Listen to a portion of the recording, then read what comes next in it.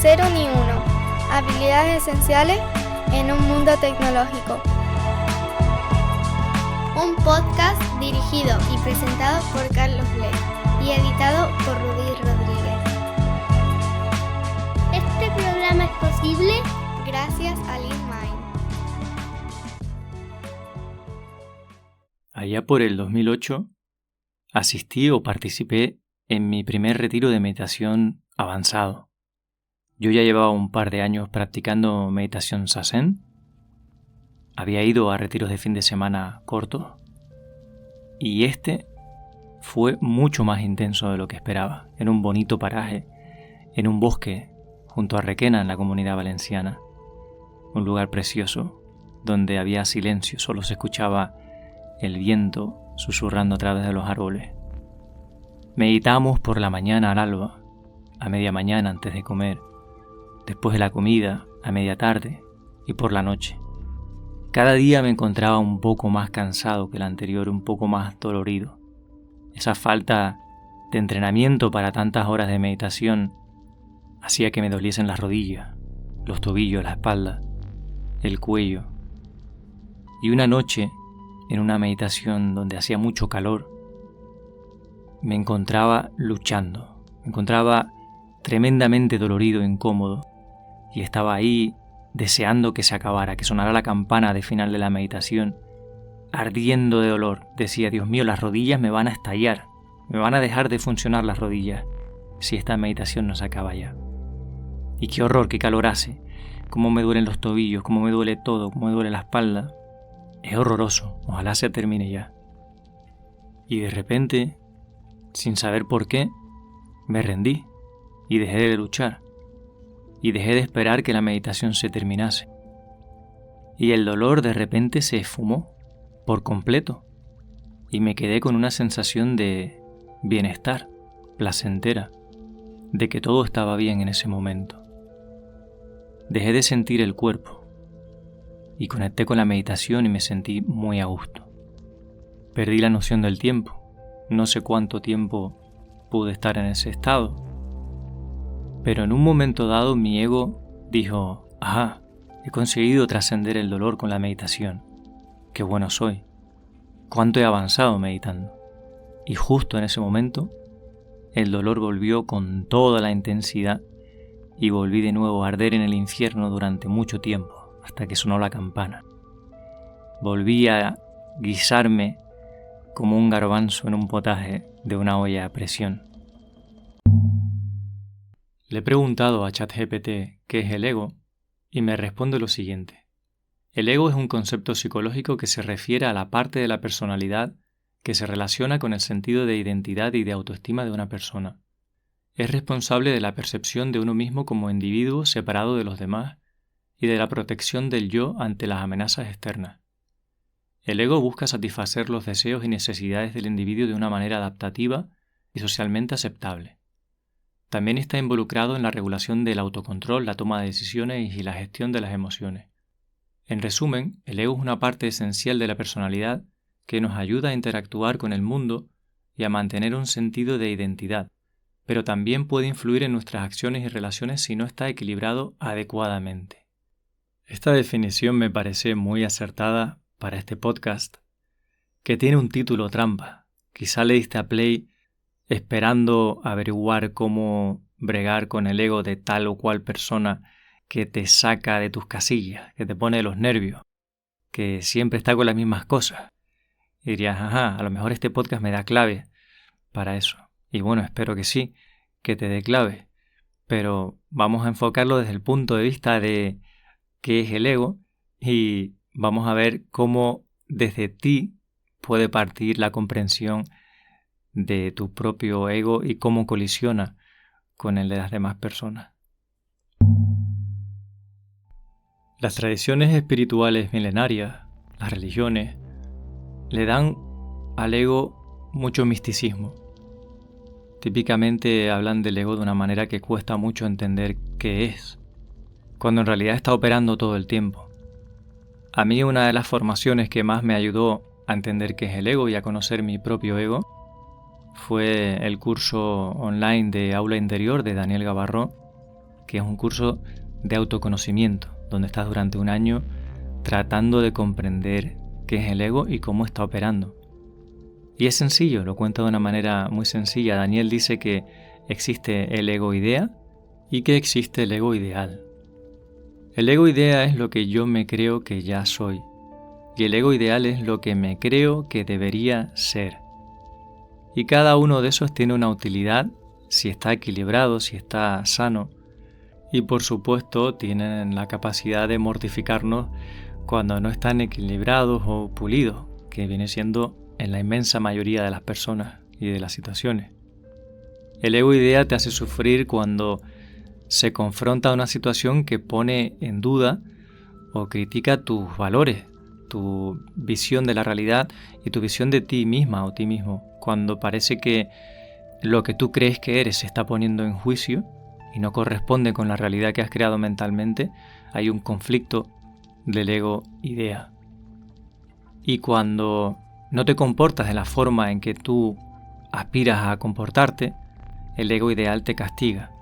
Cuando piensas que deberías ser más fuerte, más delgado, más ágil, más inteligente, cualquier cosa que tú en tu imaginario ideal pensaras que deberías ser y que no estás haciendo, hace que el ego ideal pues te castigue, que no disfrutes de la vida que tienes porque siempre te ves como insuficiente. El ego se forma sobre todo en nuestros primeros años de vida, donde para sobrevivir como individuos necesitamos formarnos una imagen de que somos individuos separados del resto. Así es como el bebé termina pudiéndose separar de la madre para comer por sí mismo. Es totalmente necesario para realizar una vida y ser una persona independiente. Por tanto, que se forme un ego sano es deseable y es necesario. El ego es el resultado del entrenamiento de nuestro cerebro, nuestra red neuronal, para poder afrontar la vida. Y se convierte en un programa que está continuamente corriendo en nuestra cabeza y que nos hace ser predecibles, aunque a veces ni siquiera nos demos cuenta. Hay partes de este programa que son cambiables y otras que son más difíciles de cambiar. El ego tiene capas, así como el software en una máquina. Tenemos la ROM, el firmware que cuesta más de cambiar, el sistema operativo y aplicaciones que corren encima de ese sistema operativo. Las capas del ego son un poco así. Hay ciertas aplicaciones que puedes cambiar en tu ego y luego hay partes que son la ROM que simplemente tienes que vivir con ellas y saber que están ahí, conocerte para saber que vas a actuar de cierta manera y no vas a poderlo cambiar. Por lo menos si eres uno de esos garbanzos que tardan mucho en ablandarse con la cocción, como decía el maestro Dokusho. Si eres uno de esos garbanzos, a lo mejor nunca en la vida puedes reescribir partes del código de ese programa que es el ego. Es simplemente una programación. Entonces, si hay partes del ego que no podemos cambiar, y este a menudo nos hace sufrir y nos hace entrar en conflicto pues conmigo mismo, con las personas que me rodean, ¿qué puedo hacer? Pues lo que puedes hacer es conocer cómo funciona ese programa. A veces tienes la capacidad de introducir un breakpoint en ese código y inspeccionar las variables y darte cuenta qué va a pasar y predecir qué comportamiento va a tener. Y de esa manera puedes tomar mejores decisiones. Y de esa manera puedes relativizar y darle menos importancia a lo que está sucediendo. Cuando te das cuenta de que estás dentro de Matrix, de que habitualmente operamos dentro de Matrix, es un poquito más fácil quitarle importancia a las cosas que nos hacen sufrir. También es un poquito más fácil no irse a la euforia cuando pasa algo que nos gusta. En resumidas cuentas, es un poco más fácil estar más cerca de un punto de ecuanimidad, de tranquilidad, desde el que podemos anclarnos en el presente, en el aquí y ahora, y tener mejores relaciones más sanas con el mundo que nos rodea. ¿Y cómo podemos, o cómo puedo yo, conocer cuál es mi programa? Bueno, pues se hace a través de la metacognición, es decir, de la observación de los propios pensamientos y sensaciones, de lo que percibimos a través de los sentidos. Es posible que el cerebro esté funcionando percibiendo cosas y que lo estemos analizando como si fuera una tercera persona, como si fuera un ente externo. Puedes estar analizando los pensamientos y decir, mira, ahora este pensamiento se identifica con una sensación de orgullo o con una sensación de miedo. Existe la posibilidad de la autoobservación de la mente. Esto se consigue a través de diversas técnicas que a cada persona le funciona una. Desde luego hay que estar presente en ese momento con la cabeza y el cuerpo, con todos los sentidos ahí. Y puede ser a través de la meditación, y hay millones de tipos de meditación, a cada persona le funciona uno. Puede ser a través del yoga, del deporte, del movimiento. Cualquier actividad que te permita estar ahí, presente en ese momento, puede ser una vía de exploración del autoconocimiento. Daniel Gavarró en su curso propone muchos ejercicios que practicar de manera cotidiana y notas que ir tomando para ir conociendo cuál es la programación de cada persona, porque cada persona ha tenido unas experiencias diferentes desde la niñez y por tanto tiene una programación diferente. Y parte de esas capas de programa tienen que ver con la cultura. No es lo mismo que hayas nacido en España que en Colombia o en Japón. Digamos que partes de ese código van a estar influenciadas por la sociedad que te rodea. Vas a absorber parte de los valores cotidianos de la cultura. De hecho, cuando visitas una cultura muy diferente y vives en otro país muy diferente, aprendes a relativizar cosas que para ti eran importantes y en la otra cultura no lo son, y viceversa. Pequeños detalles que te llaman la atención. El autoconocimiento es la palanca que te puede permitir transformar partes de tu ego, esas que son transformables, esas que puedes cambiar. Limar esas caras abruptas del ego que a veces de manera innecesaria te meten en conflicto contigo o con las personas que te rodean. El autoconocimiento, a través de la observación de la mente, de la metacognición, nos permite darnos cuenta de lo subjetiva que es nuestra experiencia, de que no vemos la realidad como es, sino a través de las gafas del ego, con todos los sesgos que hacen que la visión de la realidad tenga sentido para la personalidad que se ha formado durante años. En la experiencia que te contaba al principio de meditación, aprendí que dolor y sufrimiento son cosas diferentes. El dolor está presente en la vida, pero el sufrimiento es cuando se rechaza ese dolor o nos apegamos a alguna cosa que hay que dejar marchar, que ya no se puede retener. En ese momento el dolor se multiplica por 1000 y se convierte en sufrimiento. Lo que yo experimenté y aprendí fue que la experiencia de dolor es tremendamente psicológica. Y así tantas otras cosas en la vida que nos parecen tan reales y a veces tan hirientes y que en realidad son parte de nuestra programación. Las manías y los caprichos del ego son más fáciles de ver en las demás personas que en uno mismo, en uno misma. Por eso las personas que te conocen muy bien, tus amistades, tus seres queridos, a veces saben que vas a hacer cosas que ni tú tienes mucha conciencia de que las vas a hacer. O a veces hacen bromas de tus manías. De hecho, hay un canal de YouTube de parodias que se llama Pantomima Full, que nos hace gracia porque justamente se ríen del ego, de las tonterías del ego, de las cosas que nos creemos cuando nos metemos y nos identificamos con un determinado personaje. Por eso es tan divertido y es muy fácil de ver en las demás personas. Entonces, habiendo explicado qué es el ego, ¿a qué nos referimos cuando decimos que una persona tiene el ego muy subido, que tiene un problema de ego? Creo que nos referimos que es una forma, un atajo de decir que hay aristas puntiagudas en el ego, que hay partes del ego que no están sanas. Y es que cuando una persona se adula a sí misma, se echa flores, se echa piropos, y decimos es que, o se atribuye mucho mérito, decimos es que tiene mucho ego, lo que hay detrás de eso normalmente son carencias y son miedos. Típicamente lo que hay detrás de esos problemas de ego es una necesidad no cubierta, una persona que necesita que reconozcan su trabajo o su valor o su contribución, una persona que tiene miedo a un cambio o a perder el control. En el fondo son los miedos comunes a que no nos valoren, que no nos respeten, que estemos solos o solas. Son los miedos humanos básicos lo que suele estar detrás de todo eso. Yo creo que generalmente la persona que experimenta esos problemas de ego, entre comillas, es una persona que no está en paz consigo misma, que está experimentando mucho conflicto internamente y eso sale visiblemente al exterior. La mejor manera de llevar una relación con personas que presentan aspectos de su ego abruptos o toscos es comprender de dónde vienen, cuáles son las necesidades no cubiertas, o las aspiraciones, o cuáles son los miedos. Es decir, la empatía para ponernos en el lugar de esa persona y ser capaces de pensar como esa persona es lo que puede desbloquear y nos puede permitir conectar.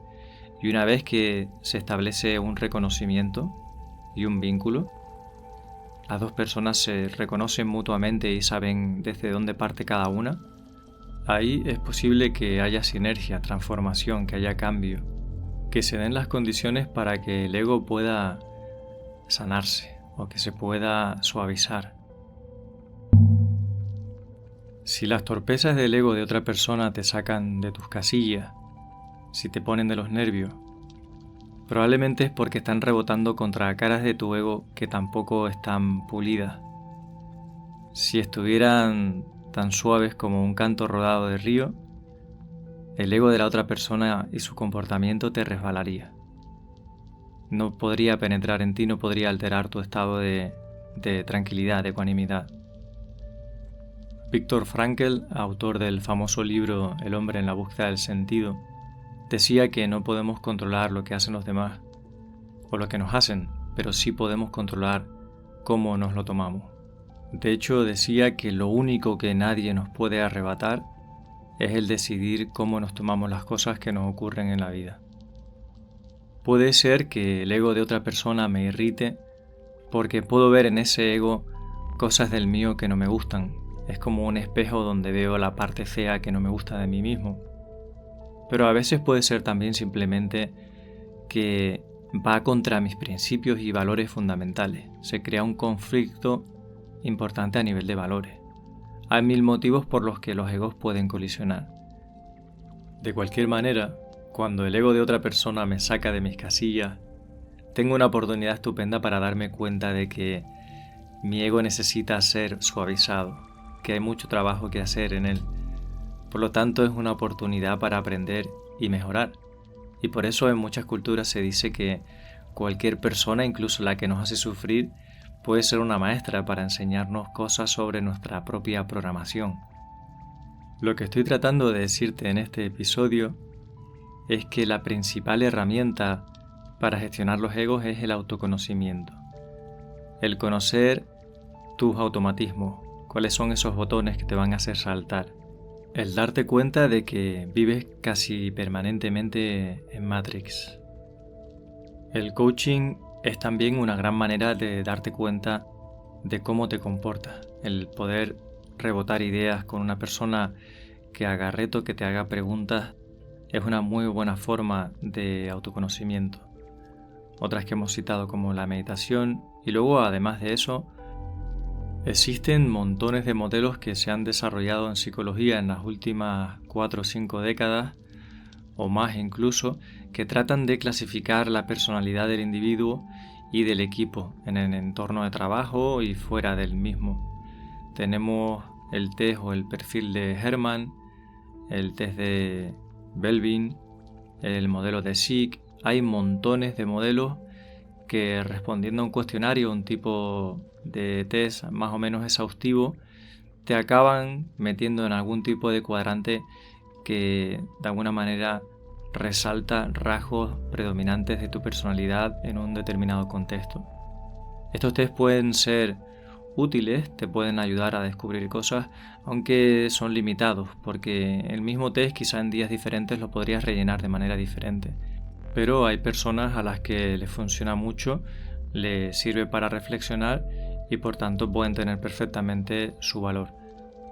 Te enlazo algunos de estos test en las notas del episodio pero ten cuidado de no usarlos para clasificar a las demás personas de manera permanente, ya que esto simplemente es orientativo. A quien más le puede servir es a la persona que realiza el cuestionario, mucho más que para evaluar o clasificar a compañeras y compañeros, que puede ser bastante injusto, sobre todo porque las personas cambiamos a lo largo del tiempo.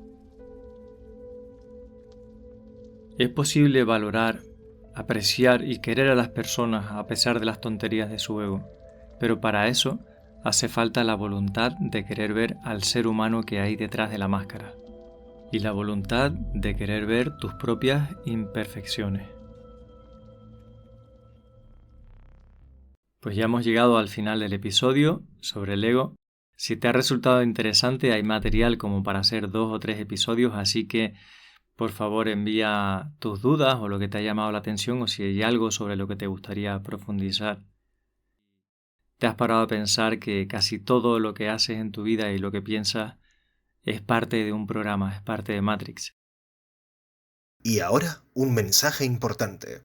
Código Sostenible es el libro que me hubiera gustado tener entre mis manos cuando estaba aprendiendo a programar. Y es el que he echado de menos cuando tenía dudas sobre cómo nombrar una variable o cuándo lanzar una excepción. Es la guía que están buscando todas esas personas que intuyen que hay otra forma de desarrollar. ¿Te has planteado cómo sería trabajar sin prisa, sin parches y sin chapuzas? Este es un manual para los que buscan la satisfacción del trabajo bien hecho.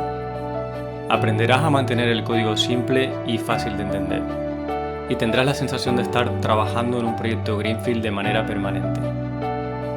Tras más de 20 años programando y más de una década ayudando a otros profesionales a mejorar su técnica, he conseguido sentarme a escribir y volcar lo mejor de mis enseñanzas en este libro. No te lo pierdas, subirás de nivel y verás la programación de otra manera. Descúbrelo en códigosostenible.com.